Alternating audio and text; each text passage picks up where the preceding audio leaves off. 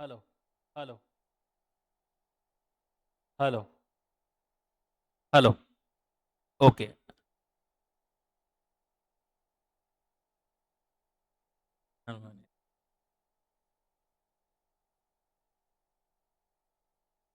Hello. ठीक है। Finally. Okay. इसकी दिली इच्छा है क्लास नाउ। अरे मैं पूछ रहा था कौन नाट लगा रहा।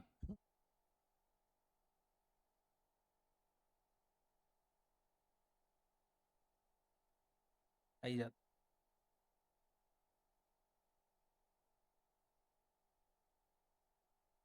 Hello hello. इस सिस्टम पे भरोसा नहीं।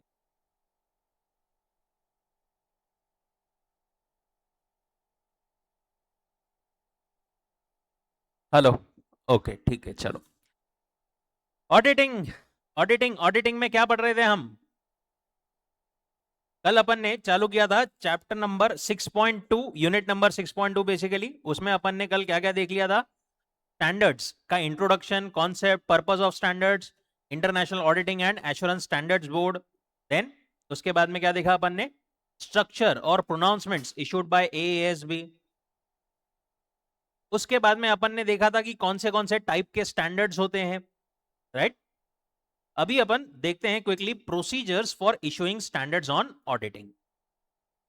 What are the procedures for issuing standards on auditing? कैसे इशू होता है? डायरेक्टली बस सोचा आज सोचा कल इशू कर दिया, ऐसा होता है क्या? नहीं।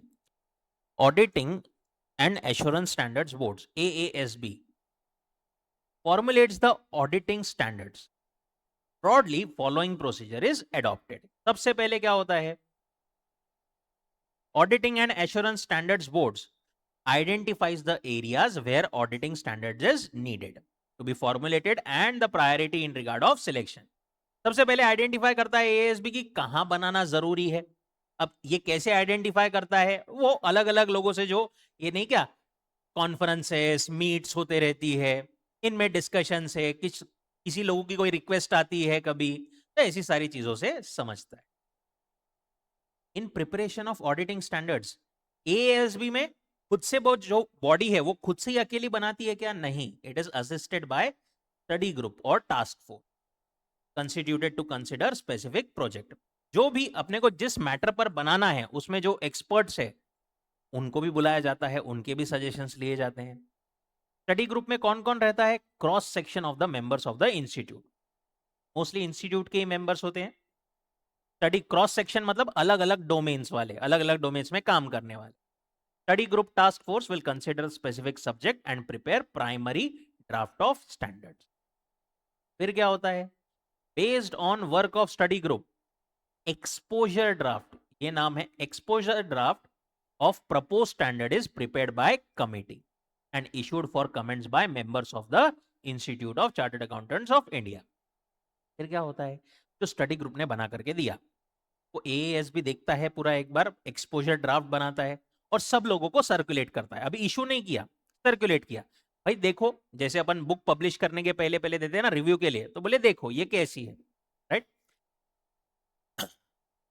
फिर सबके कमेंट्स आते हैं। After taking the comments into consideration ASB finalise draft and submit to the council of the institute. फिर काउंसिल जो है इंस्टीट्यूट की, main institute, on its review of the draft make suitable modification in consultation with ASB and then standard और statement is issued under authority of council. While formulating auditing standards, board takes into consideration international standards on auditing issued by IAPC, International Auditing Practices Committee, applicable laws, customs, usages, business environment in the India. वापस से पूरा process. सबसे पहले क्या होता है? सबसे पहले होता है auditing assurance standard board identify करता है, ठीक है, रिक्वायरमेंट। दूसरा क्या होता है? स्टडी ग्रुप बनाया जाता है जो एक्चुअली काम करता है उस पर। फिर स्टडी ग्रुप बनने के बाद में क्या होता है? वो देता है अपना exposure draft. Right. Exposure draft finalise होता है एट द एएसबी लेवल। फिर एएसबी क्या करता है? ये लोगों को देता है, मेंबर्स ऑफ द इंस्टीट्यूट को देता है उनके कमेंट्स के लिए। फिर कमेंट्स आने के बाद में फाइनल ड्राफ्ट देता है एएसबी किसको? काउंसिल को, आईसीआई को, मेन बॉडी को। वो लोग फाइनल डिस्कशन वगैरह करके क्या करते हैं, इशू करते हैं स्टैंडर्ड, राइट। और इशू करते टाइम पर वो लोग क्या ध्यान में रखते हैं, इंटरनेशनल बॉडीज ने इस मैटर पर क्या क्या दिया हुआ है, अपना कोई बहुत अलग तो नहीं बन रहा है, हमारे यहाँ के लॉस क्या है, रूल्स क्या है, रेगुलेशंस क्या है, के हिसाब से वो बनाया। ठीक है, प्रोसेस पूछे ये वाली चांसेस कम है कि या स्लैश सी ऐसा आप मार्क कर सकते।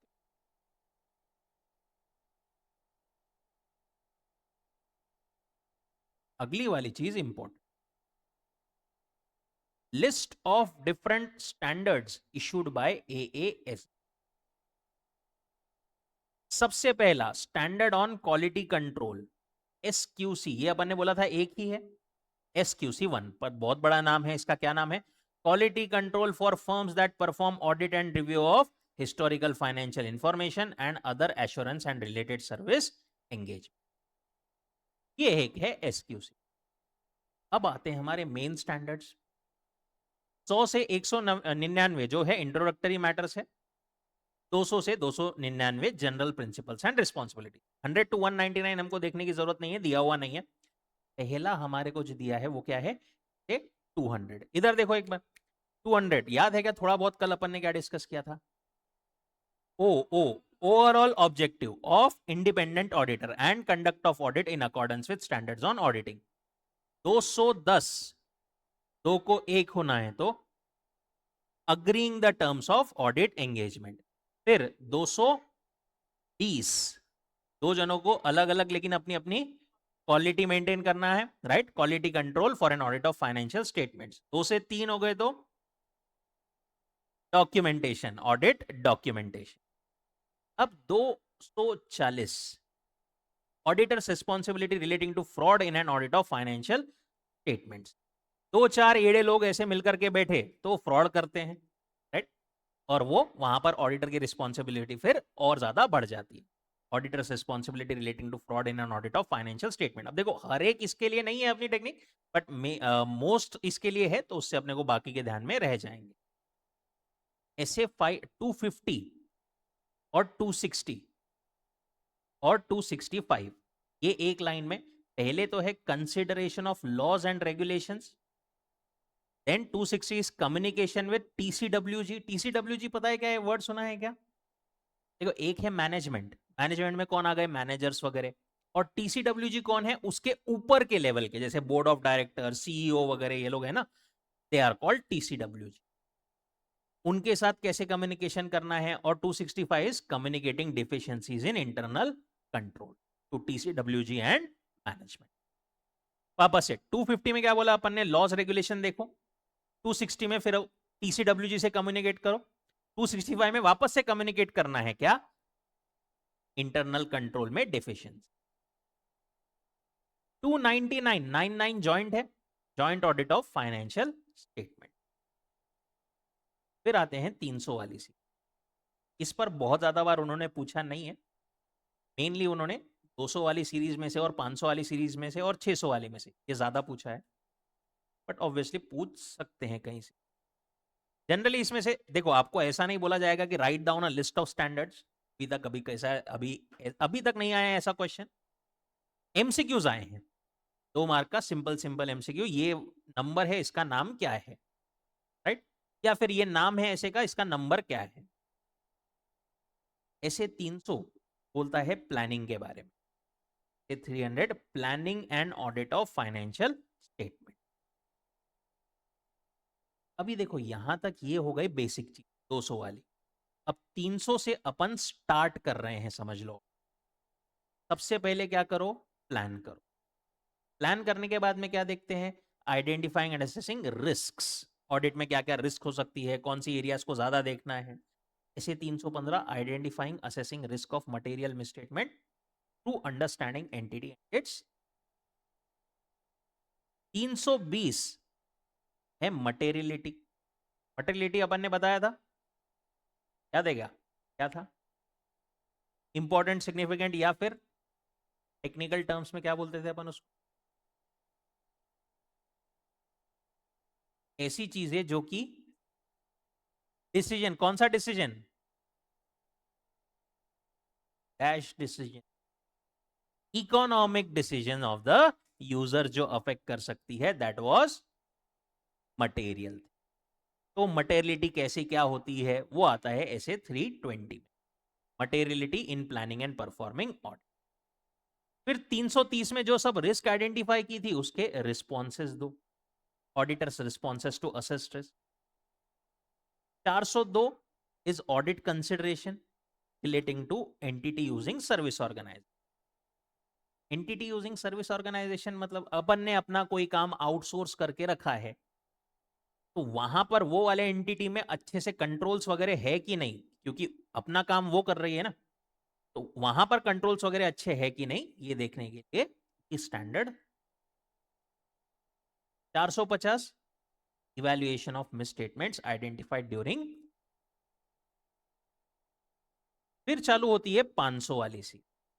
सबसे पहले 500, अपन कहीं पर भी कोई भी इवेंट वगैरह में गए, शादी वादी में, तो अपन क्या देते हैं सामने वाले को, शगुन देते हैं, राइट। नॉर्मली अब 1000 2000 जो भी है वो रहता है, बट एक एवरेज अमाउंट 500 है। वो क्या है, अपना एविडेंस है कि अपन वहां पर गए थे रे भाई, ऐसे 500 ऑडिट एविडेंस, राइट।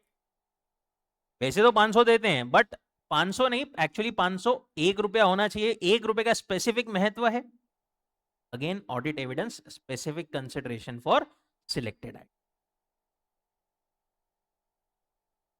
फिर आती है 10-10 वाली सीरीज, पहले सॉरी एक 5 वाला है, ऐसे 505 एक्सटर्नल कंफर्मेशन। फिर आती है 10-10 वाली सीरीज, 510 20 30 40 50 60 70 80।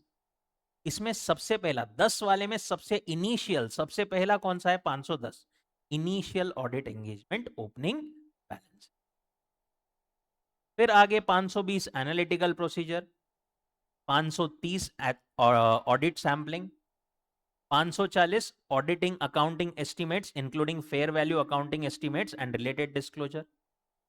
550 अगर अपने को कोई पार्टी करना हो, फंक्शन करना हो, तो 550 लोगों को बुला लेते हैं, ऐसा बोलने की पद्धत रहती है ना। 550 लोग कौन है, अपने रिलेटिव्स। 550 related parties. 560 5 के बाद में 6 आता है, 5 के सब्सिक्वेंट 6 आता है, subsequent. 570 is going concern. And last में अपन क्या करते हैं ऑडिट में, मैनेजमेंट से रिप्रेजेंटेशन लेते हैं कि भाई हमने तो ऑडिट कर दिया है, बट फिर भी आप भी कुछ चीजें जो इंपॉर्टेंट है उसके बारे में रिटर्न में हमको लिख करके दे दो कि आपने सब सही से किया है। It is written representation. ये वाली है 500 वाली सी।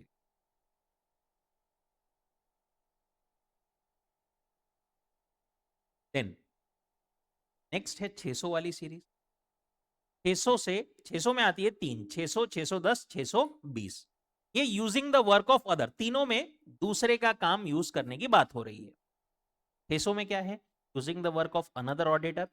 610 क्या है, using the work of internal auditor. और 620 क्या है, using the work of auditors expert. Statutory auditor अगर किसी और ऑडिटर का काम यूज करे तो उसको ये स्टैंडर्ड्स फॉलो करने पड़े।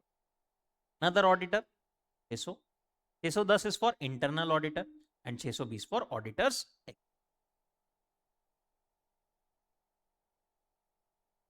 700 वाले, ये वाले हमको आगे पूरा एक इसका यूनिट ही है ये वाले, इसका डिटेल में। फाइनल जब हम रिपोर्ट बनाते हैं तो रिपोर्ट भी बनाने का है ना एक प्रॉपर फॉर्मेट वगैरह दिया है अपने को। सबसे पहले ऐसे 700 क्या बोलता है उसमें, forming opinion and reporting on financial statement.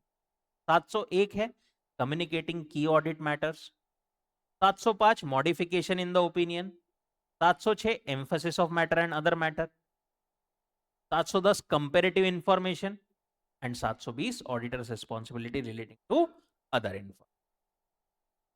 Mainly आपको यहीं तक पूछे गए हैं, बट आगे के दिए हैं तो पढ़ना एक बार तो जरूरी। ऐसे 800 क्या बोलता है, special consideration for audit of financial statement prepared in accordance with special purpose frame. इन सब चीजों का मतलब क्या होता है एक्चुअली अपने को दिया हुआ नहीं है थैंकफुली, राइट। ऐसे क्या है कैसा है हमको उसमें डिटेल में जाने की जरूरत नहीं है। ऐसे 805 Special consideration for audit of single financial statement, specific elements, accounts, items of financial statement. And 810 is engagement to report on summary financial. ये थे सारे के सारे ऐसे। फिर अपन ने SRE बोले थे, स्टैंडर्ड्स ऑन रिव्यू एंगेजमेंट, उसमें है दो, 2400 और 2410। engagement on review of historical financial statements and review of interim financial information performed by independent auditor. फिर आते हैं हमारे दूसरे वाले SAE वाले, स्टैंडर्ड ऑन एश्योरेंस एंगेजमेंट। उसमें पहले 3 कैटेगरी दी है, इट इज नॉट इंपॉर्टेंट। नीचे वाले 3 जो है 3400 examination of prospective financial information, 3402 assurance report on controls at service organisation, and 420 assurance engagement to report on compilation of pro forma financial information included in prospect. Last में दो आते हैं SRS, 4400 is engagement to perform agreed upon procedure regarding financial information, and 4410 is compilation engagement. ऐसे सारे हमारे standards है। एक बार पूरे स्टैंडर्ड्स वापस से पढ़ेंगे सब, 1.5-2।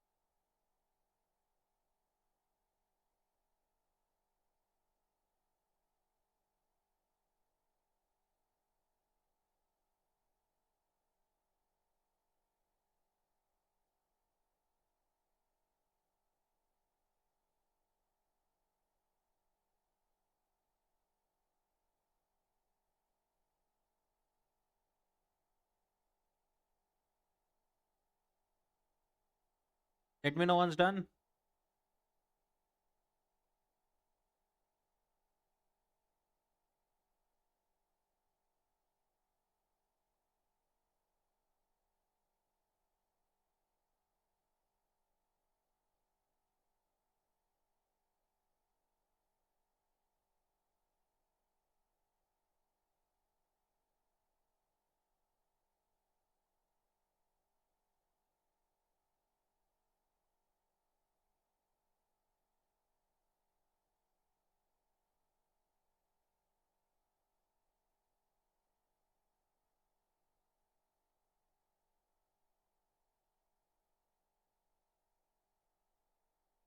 अरे सिंपल है, 2-3 बार अपन क्लास में भी 1-2 बार और करेंगे.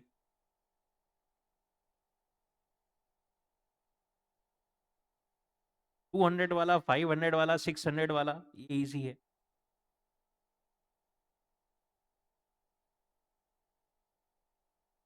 पीछे वाले एस आर ई वगैरह ये इतना ज्यादा करने की जरूरत नहीं. ये हैं तो अब साथ में पढ़ लेने का उसको.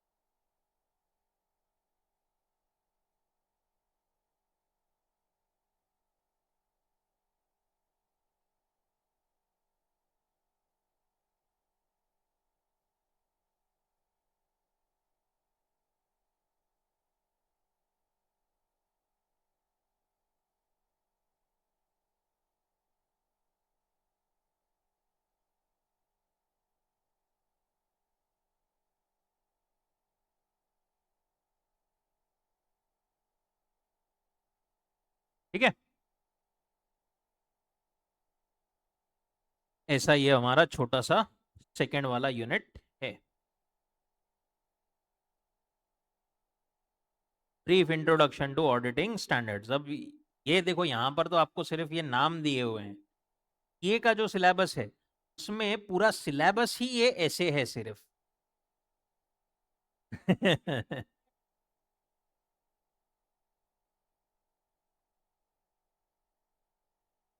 सीए, अच्छा वैसा क्या, देखो सीए इंटर में अगर मैं बोलूँ ना, इसमें से 1 2 3 4 5 आधे, लगभग आधे एसेज है. कितने पेज की बुक होना चाहिए मॉड्यूल?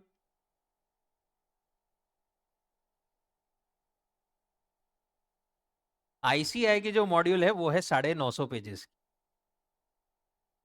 राइट. हाँ ऑब्वियसली उनको केस को थोड़ा ज्यादा एकदम डिटेल में, वही है सीए फाइनल में बात करें तो वापस से फिर वहां पर पूरे एसेज है. इंटर वाले भी फाइनल वाले भी अलग से और भी. वहां पर तो मोटी मोटी ऐसे 300 400 पेजेस की 3 मॉड्यूल है. प्रोफेशनल इथिक्स अलग है. ये अपना छोटा सा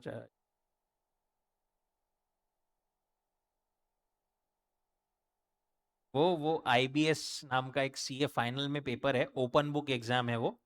उसमें वो एक्चुअली ये पूछते हैं case studies, integrated case studies basically, मतलब सारे सब्जेक्ट्स की मिला करके वो केस स्टडी पूछते हैं. और उसमें 4-5 ही क्वेश्चन रहते हैं, 20-20 मार्क के, बट एक एक क्वेश्चन इज लाइक 3-3 पेजेस का तो एक क्वेश्चन रहता है. तो उसको देख करके लिखो करो. नहीं, उसके स्पेसिफिक बुक्स भी है, आईसीआई की भी मॉड्यूल है. बट वहां से बेसिकली अपन सिर्फ कॉन्सेप्ट देख सकते. केस स्टडी का डायरेक्ट आंसर तो मिलेगा नहीं होगा. उसका चल रहा है अभी कि शायद वो वाला सब्जेक्ट निकाल दे, क्योंकि वो 4 घंटे का रहता है वो पेपर.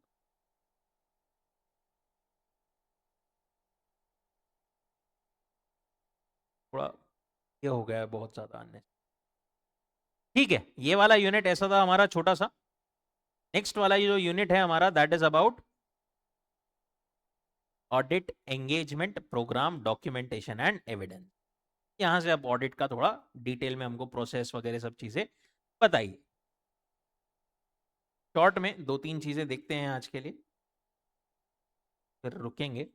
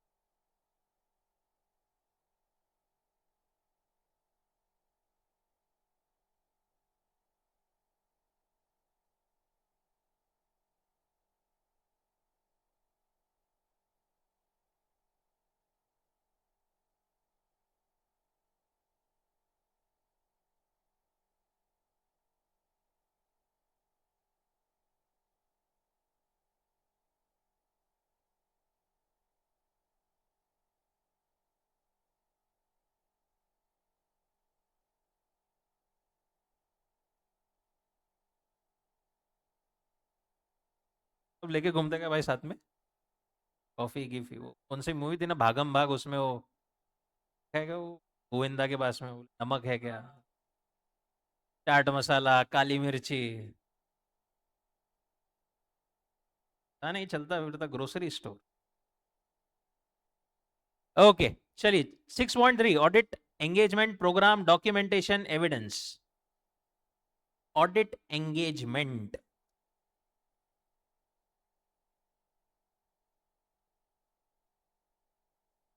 ऑडिट एंगेजमेंट क्या बोलता है? Audit engagement, in statutory audit appointment of auditor duties responsibilities are governed by respective statutes.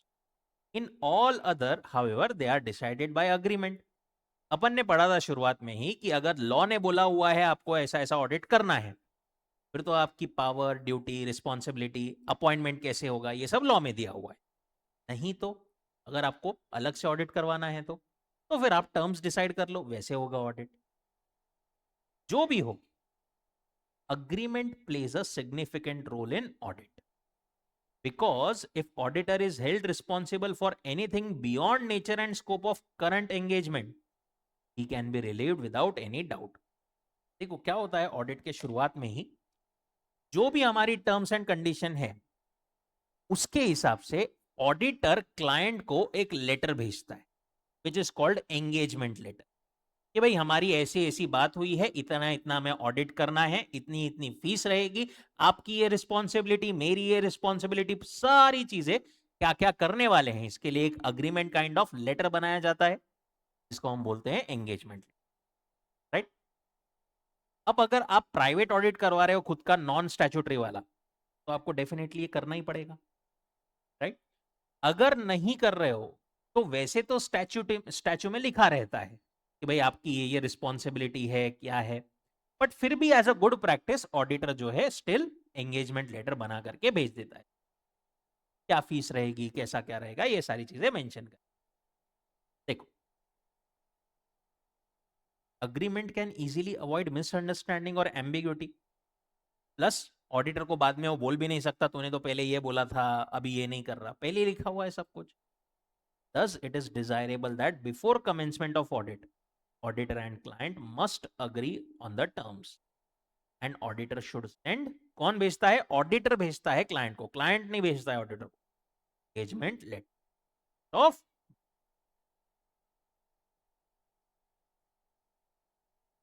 कौन बोलता है ये?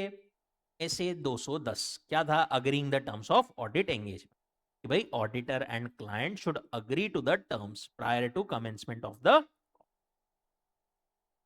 और जो भी टर्म्स उन्होंने अग्री की है उसको प्रॉपर रिकॉर्ड करना है by the auditor in engagement letter और other suitable form of written agree.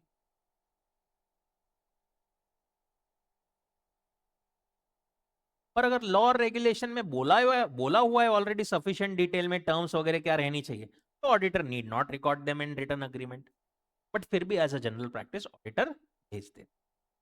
वापस से क्या रहता है एंगेजमेंट लेटर में? एंगेजमेंट लेटर में है कि भाई किसकी क्या रिस्पॉन्सिबिलिटी है, क्या ड्यूटी है, मैनेजमेंट क्या करेगी, ऑडिटर क्या करेगा, फीस कितनी रहेगी, सारी चीजें रहती है। अगर ये ऑलरेडी लॉ वगैरह में दिया हुआ है स्टैट्यूटरी ऑडिट की केस, तो बोल रहे हैं आपको जरूरी नहीं है अलग से और लेटर भेजो, बट फिर भी as a general practice world में हर कोई भेज देता। और अगर स्टैट्यूटरी लॉ वगैरह में नहीं है तो फिर डेफिनेटली भेजना जरूरी। क्या क्या लिखा रहता है ऑडिट एंगेजमेंट लेटर में? देखो अपने को स्पेसिफिकली दिया हुआ है, अगेन ऐसे 210 में, should contain objective and scope of engagement. क्यों कर रहे हैं हम ऑडिट? ऑडिट कर रहे हैं, रिव्यू कर रहे हैं, दूसरा कोई एश्योरेंस कर रहे हैं, पहली बात तो क्या कर रहे हैं, स्कोप कितना रहेगा, क्या क्या चीजें चेक करेंगे, मैनेजमेंट की क्या रिस्पॉन्सिबिलिटी रहेगी, इनहेरेंट लिमिटेशंस कुछ है क्या, इनहेरेंट मतलब बाय डिफॉल्ट कुछ लिमिटेशंस है क्या, कि यहां से ये डेटा नहीं चेक कर पाऊंगा मैं, यहां से ये नहीं चेक कर पाऊंगा। Need for use of internal auditor, क्या मैं मतलब as a statutory auditor internal auditor के काम को यूज कर सकता हूं, करूंगा क्या? Management confirmation letter, restrictions and limitations on auditor's liability, मेरी भाई इतनी इतनी लाइबिलिटी रहेगी, basis of computation of fees, billing कैसा होगा, रिपोर्ट कैसे मिलेगी आपको कौन से फॉर्म में, और कौन से कम्युनिकेशन में करूंगा throughout the audit, report कब तक और किस किस के लिए वैलिड रहेगी, and limits on submission of report to other authority, मेरी रिपोर्ट मैं आपको दूंगा, आप मेरी रिपोर्ट और किस किस को दे सकते हो, राइट? ऐसी सारी चीजें यहां पर mentioned, that is our audit engage, again not very much important from exam perspective. दूसरा टर्म आता है ऑडिट प्रोग्राम। अब होती है ऑडिट की थोड़ी सी शुरुआत। ऑडिट प्रोग्राम क्या है? ऑडिट प्रोग्राम एक डिटेल्ड पूरा राइटअप है कि ऑडिटर ने क्या क्या चीजें करनी है ऑडिट, ठीक है? Audit programme is a detailed plan of auditing work to be performed, procedures to be followed in verification of each item of financial statement and estimated time required. Auditor ने check करना है पूरे साल का expense, ये check करना है, income check करनी है, असेट्स लाइबिलिटीज, ये वाले आइटम में क्या क्या चीजें चेक करनी है, कितना टाइम लगेगा, ये कौन सा पर्सन करेगा ऑडिटर की टीम में से, अब पूरा डिटेल्ड एक जो ब्यौरा बनाता है वो, that is audit programme. To be more comprehensive, programme is written plan containing exact details with regard to conduct of audit. We can say it that description or memorandum of work to be done and serves as guide in arranging distribute the audit work. इसको क्या काम देना है, कितना काम करना है, कहीं कोई चीज छूट तो नहीं गई है, चेकिंग पॉसिबिलिटी ऑफ ओमिशन, ये सब चीजें इससे समझ में आए। ये प्रॉपर प्लान करना है, बनाना है, ये कौन बोलता है? ऐसे 300, planning and audit of financial statements. तो क्या बोलता है कि ऑडिटर ने प्रिपेयर करना जरूरी है written audit programme, setting forth procedures needed to be implemented. He should take into account reliance on internal controls because auditor audit करेगा, ऑडिटर देखेगा सबसे पहले तो कि यार यहां पर कंट्रोल्स कैसे हैं, इंटरनल कंट्रोल्स कैसे हैं। इंटरनल कंट्रोल्स मतलब क्या होता है? मैनेजमेंट ऐसे कुछ कंट्रोल्स लगाती है जिससे कि वो इंश्योर कर सके कि भाई हमारे फाइनेंशियल स्टेटमेंट में गड़बड़ ना हो। जैसे मेकर चेकर कॉन्सेप्ट रहता है, सेग्रीगेशन ऑफ ड्यूटीज रहता है, एक जने का एक पूरी प्रोसेस सिर्फ एक पर्सन के हाथ में ना रहे, मल्टीपल लोगों के हाथ में रहे, ये बहुत सारे कंट्रोल्स। अगर ऑडिटर को लगता है इंटरनल कंट्रोल्स बहुत अच्छे हैं तो वो चेकिंग कम डिटेल में करेगा या ज्यादा detail? Come detail, right? That is called, वो कितना रिलाय कर रहा है इंटरनल कंट्रोल्स पर, उसके हिसाब से उसके चेकिंग का एक्सटेंड डिटरमाइन होगा। तो वो बोल रहे हैं he may take into account reliance be placed on internal. Auditor has flexibility in deciding when to perform procedures, but sometimes he have no discretion as to timing. तो कुछ कुछ चीजों के लिए ऑडिटर के पास में अपनी मर्जी का मालिक ऐसा होता है कि मेरे को ये चीज कभी भी चेक कर सकता हूं। जैसे फॉर एग्जांपल जो इनवॉइसेस है पिछले साल के, जो मैं चेक कर रहा हूं, ऑडिट कर रहा हूं, आज चेक करूं, 10 दिन बाद चेक करूं, 15 दिन बाद चेक करूं, कि वही रहेगा, अपने हिसाब से कभी भी कर सकता हूं मैं, प्लान में कभी भी बना सकता हूं। बट मेरे को एक और चीज क्या करनी है, मेरे को स्टॉक चेकिंग लेनी है। स्टॉक के लिए क्या होता है बेसिकली, जो अपने को ये दिखा रहे हैं बुक्स में, सही में उतना है कि नहीं, इसके लिए स्टॉक वेरिफिकेशन का एक पूरा प्रोसेस होता है। वो कंडक्ट नॉर्मली क्वार्टर एंड या ईयर एंड पर 31 मार्च वगैरह को होता है। इसमें कि क्या करते हैं, मैनेजमेंट के लोग काउंट करते हैं और ऑडिटर उसको ऑब्जर्व करते हैं। पास में एक लिस्ट रहती है सिस्टम से निकाले हुए कि कितना कितना स्टॉक होना चाहिए, सही में उतना है कि नहीं, राइट? अब ये प्रोसेस वो अपने मन से कभी भी कर पाएगा क्या? कब करना पड़ेगा उसको? जब 31 मार्च है, जब क्लाइंट के लोग कंप्यूट कर उसको काउंट कर रहे हैं, तभी उसको ऑब्जर्व करना पड़ेगा। तो ये बोल रहे हैं कि कुछ प्रोसेसेस के लिए auditor has flexibility, but sometimes he have no description, such as observing stock taking by clients personnel. Program should consider previous year's programs and maybe modify if के अलावा पिछले साल के भी प्रोग्राम वगैरह जो बने थे वहां से रेफरेंस को। पूरा प्रोग्राम का कॉन्सेप्ट समझ में आया क्या बोल रहे हैं अपन? पक्का? ओके। अभी ऑडिट प्रोग्राम जो है ना, इसको दो कैटेगरीज में बांटा है उन्होंने। बोल रहे हैं एक तो है programme common to all types of audit. मेरे को स्टॉक टेक लेना है, मेरे को अकाउंट्स बना कि मतलब बुक्स चेक करना है, सेल्स चेक करना है, परचेस चेक करना है, ये तो सब क्लाइंट को लागू होगा, right? That is called programme common to all type of audit. But कुछ कुछ पॉइंट्स ऐसे होते हैं जो सिर्फ स्पेसिफिक क्लाइंट के लिए ही रिलेवेंट होते हैं, राइट? जैसे for example partnership firm. Partnership firm के पॉइंट्स कंपनी के लिए एप्लीकेबल नहीं होंगे, कंपनी के फर्म के लिए एप्लीकेबल नहीं होंगे। जो स्पेशल प्रोग्राम रहता है containing work relating to particular audit, that is called special programme. ऐसा पूरा प्रोग्राम होता है, उसमें से कुछ पॉइंट्स कॉमन होते हैं, हर एक ऑडिट में यूज किए जा सकते हैं, और कुछ कुछ स्पेशल पॉइंट्स हर एक इसके लिए बनाना जरूरी होता है। एडवांटेजेस क्या है ये प्रोग्राम सब बनाने के? ये वाला point A mark, advantages of audit programme.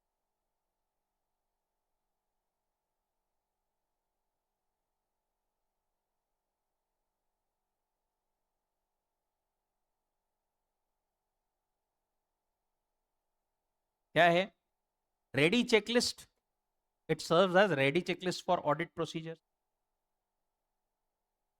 दूसरा, work can be properly allocated to assistants और आर्टिकल क्लर्क्स। इसको कितना काम देना है अगर मेरे पास पूरा ऐसा मेंशन रहेगा, ज्यादा अच्छे से मैं काम दे पाऊंगा। Auditor may easily know extent of the work done, thus progress can be under supervision and control. 10 points है, कितने पॉइंट्स हो गए हैं प्रोग्राम में से कंप्लीट, स्टेटस में ले सकता हूं, सुपरवाइज कर सकता हूं। Programme not only be useful for assistants but principal too, as he would be in position to account for individual responsibility। देखो जो मेन ऑडिटर रहता है ना, को प्रिंसिपल भी बोला जाता है, ठीक है?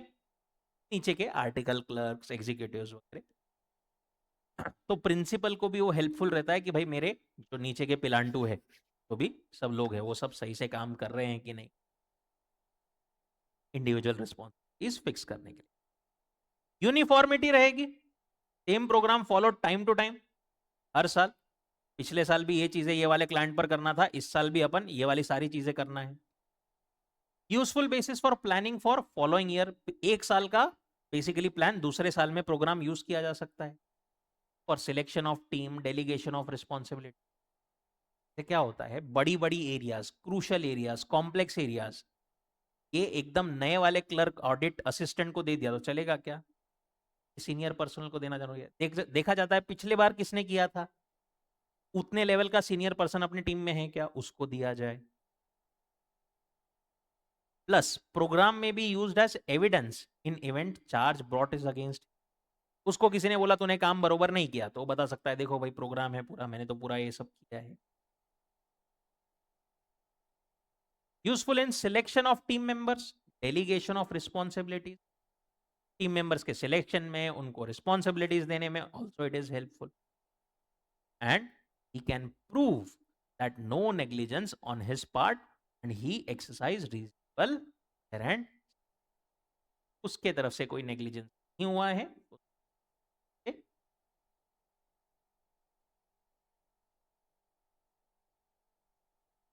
वैसे तो जनरली नहीं दिया जाता, ऑडिटर का ही है, बट ऐसी यारी दोस्ती में उसको सिर्फ बता दिया जाए देखो भाई ये सब चीजें हम चेक करने वाले हैं, तैयार रखो, तो ऐसा हो सकता है। ऑफिशियल प्रोसेस ऐसी नहीं होती है बिल्कुल। पर ये प्रोग्राम के कुछ डिसएडवांटेजेस भी है, जब एकदम प्रॉपर ऐसा डिटेल्ड प्रोग्राम बनता है तो टास्क क्या हो जाता है, मैकेनिकल। ऑडिटर के सामने ये रहता है यार ये चीजें करनी है, खत्म, खुद का कोई दिमाग ही नहीं लगाना। ऑडिटर में लूज इंटरेस्ट एंड इन। छोटे छोटे जो फर्म्स होते हैं एकदम, जिसका ऑडिट हमको करना है, उनके लिए पूरा डिटेल्ड प्रोग्राम बनाओ, प्लान बनाओ, ये अननेसेसरी हो जाता है बहुत बार। Drawing up program unnecessary for small concern. Though audit helps in fixing responsibility, but inefficient staff may defend by stating that matters was not contained in program. कुछ कुछ क्या बोल सकते हैं बच्चे, बच्चे मतलब क्लर्क वर्क ऑडिट असिस्टेंट्स क्या बोल सकते हैं, उन्होंने कोई चीज चेक करी, उनको समझ में आ रहा है यार यहां पर और थोड़ा देखना चाहिए, दिक्कत है, बट उन्होंने चेक नहीं किया। जब उनका प्रिंसिपल पूछेगा क्यों नहीं चेक किया, वो क्या बोलते हैं, सर आपने तो लिख के ही नहीं दिया था, इसमें जितना लिख के दिया उतना ही हमने किया, right. Some people might do inefficient staff may defend by stating matter was not contained in program. Lastly, rigid programs cannot be laid for each type of, एकदम स्ट्रिक्ट प्रोग्राम बनाया उसी को फॉलो करे, ये हर एक किसके लिए पॉसिबल नहीं होता, बिजनेस के लिए कभी कभी चेंजेस भी करने पड़ते। ऐसी पूरी कहानी है हमारे ऑडिट प्रोग्राम। ठीक है, करेंगे आगे कंटिन्यू की, रुकें, क्या बात।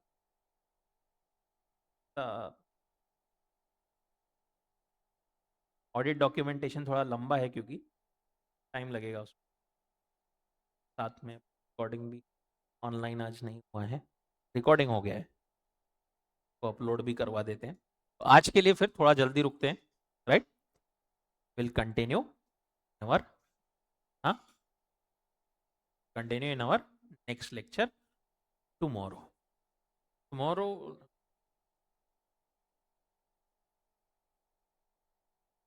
ठीक है, किसी को कोई डाउट, कोई दिक्कत?